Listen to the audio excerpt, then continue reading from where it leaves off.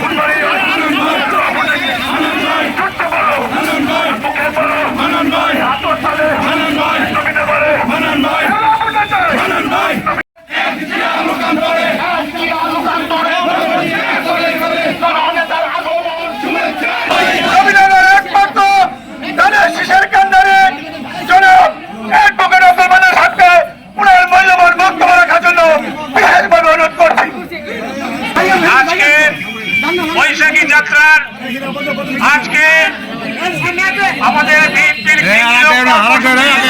অংশ হিসেবে আজকে আমরা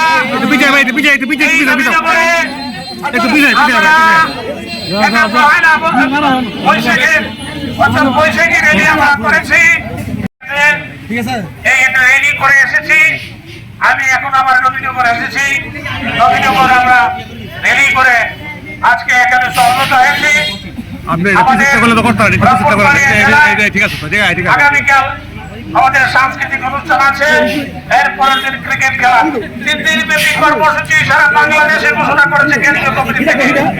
আমরা সেই কেন্দ্রীয় বিএনপির কর্মসূচির অংশ হিসেবে আজকে আমরা এই নবীনগরে বৈশাখী রেলি করলাম।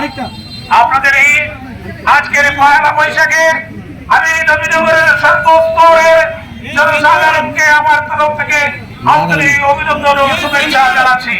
সংগ্রামী ভাই ও বোনেরা, আজকে আমরা দীর্ঘ 1 বছর পর 1 বছর প্রায় পেরিয়ে নতুন বছরে আমরা যাত্রা শুরু করেছি।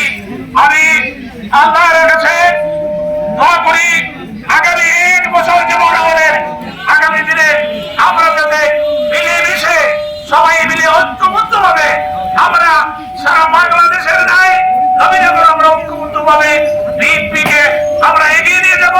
বিএনপিকে আমরা গ্রাম থেকে গ্রামান্তর, ওয়ার্ড থেকে ওয়ার্ড পর্যন্ত, ইউনিয়ন থেকে থানা পর্যন্ত, থানা থেকে জেলা পর্যন্ত আমরা এই দলকে সুসংগঠিত করব। আপনাদের কাছে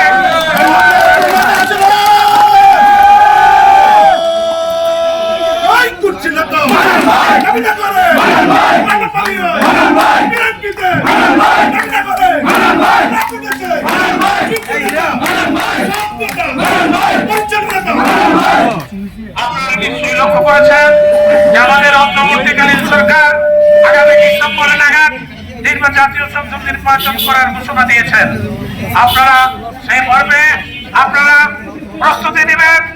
আমি আপনাদের কাছে আবারও আহ্বান জানাবো যে আমি দীর্ঘ 40 বছর যাবৎ আপনাদের সাথে রাজনীতি করছি।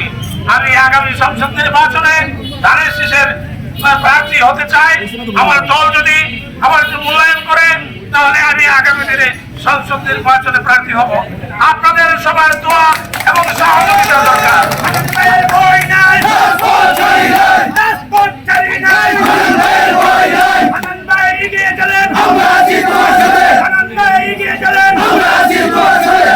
আমি নবীনগরের সর্বস্তরের জনসাধারণের কাছে আমি আহ্বান জানাই, আসুন আপনারা ঐক্যবদ্ধভাবে নবীনগরকে আধুনিক নবীনগর হিসেবে গড়ে তুলি।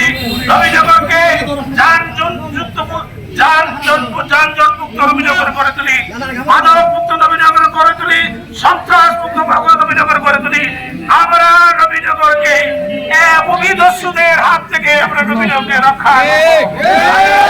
আমি আরেকটি কথা বলতে চাই, আমাদের এই বাজারের একটি সমস্যা, আমাদের এই যে রাস্তা, আমাদের ব্রাহ্মণবাড়িয়া থেকে যে রাস্তা এসেছে সেই রাস্তা বাজারের উপর দিয়ে যাওয়ার কথা, এই রাস্তা চেঞ্জ করে আমরা চেষ্টা করছি আমাদের বাজারে ব্যবসায়ীদের সুবিধার্থে আমরা রাস্তা বাইপাস করে আমাদের বাজারের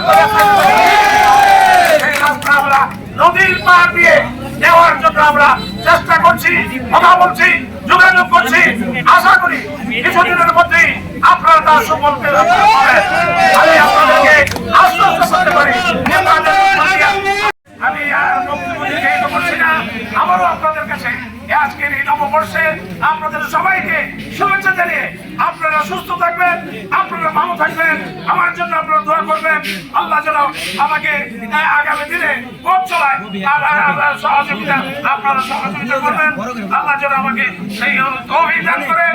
আমার নেত্রী মাননীয় আমাদের নেত্রী, তিনবারের প্রধানমন্ত্রী, বাংলাদেশের সবচেয়ে জনপ্রিয় নেত্রী,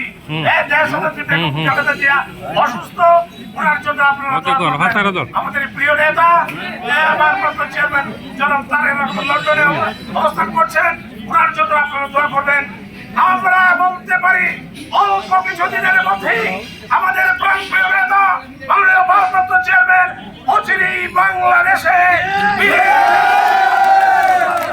সবাইকে আন্তরিক ধন্যবাদ জানিয়ে আমার বক্তব্য এখানে শেষ করছি। আল্লাহ হাফেজ। বাংলাদেশ জিন্দাবাদ। তথ্যচিত্রে মজিবুর রহমান শামীম, নবীনগর খবর।